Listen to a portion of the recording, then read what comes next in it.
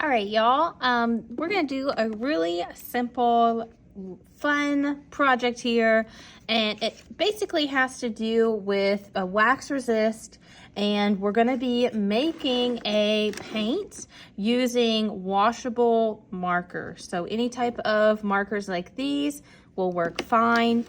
And then we're also going to be using some crayons to create the wax resist part. We're going to be using aluminum foil, and we're going to be using some water.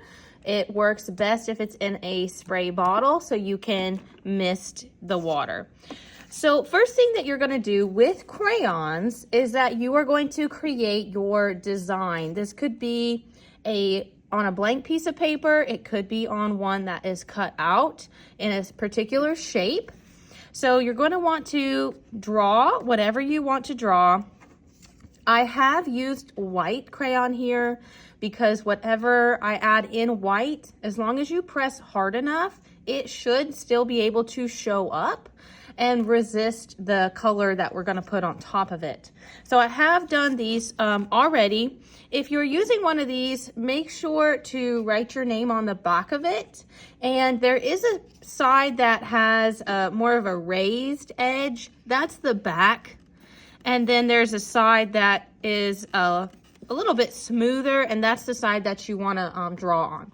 So once you get done drawing whatever design you want to do, then it's time to do the painting part. So you'll get a flat piece of aluminum, and then you'll use markers. Now, the color mixing really does work best if these are analogous colors. So if you're looking at a color wheel, analogous colors are colors that are next to each other on the color wheel. So all of these colors are next to each other. So if you find the color blue, then purple and green are next to blue. So they're touching, they're friends, they're neighbors, they will work fine. Analogous colors are neighbors. So you're gonna take a color, and all you need to do is make little zigzaggy motions right next to each other.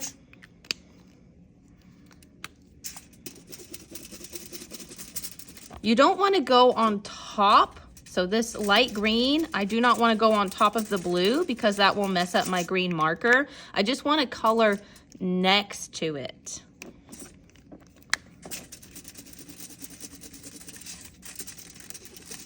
All right, so I'm ready for the water. So somebody will mist.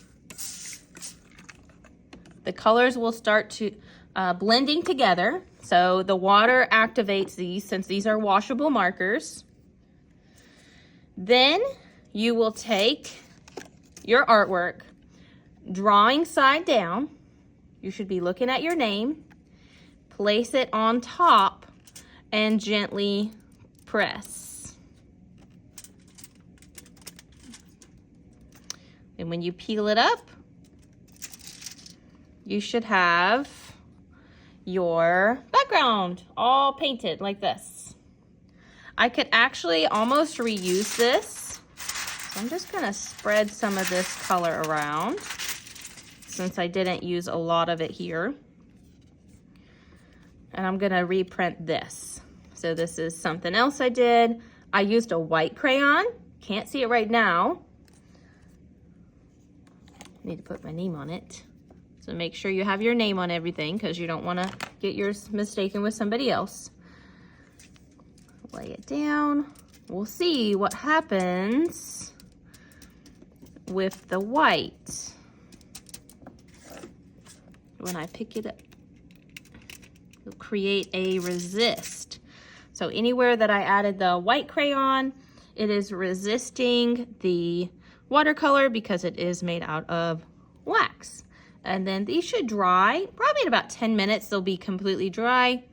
If you do have an ornament one, in about 10 minutes or so, then would be the time where you can put a string through there. If you do have any areas where you don't want paint on, a tissue paper right on top of those areas will easily get them off if you catch it early enough. And then if you want to reuse this, you can keep using this, or you can get a tissue paper and wipe it completely dry. It does need to be completely dry before adding more marker to it. So if you have another design, if you have another print that you want to do, make sure it is completely dry. And then you can recolor it, add more things to it. Once it is completely dry, you can redraw back on top. So if there's something else that you wanted to add to yours that maybe didn't show up, you can draw right on top of the already dried watercolor.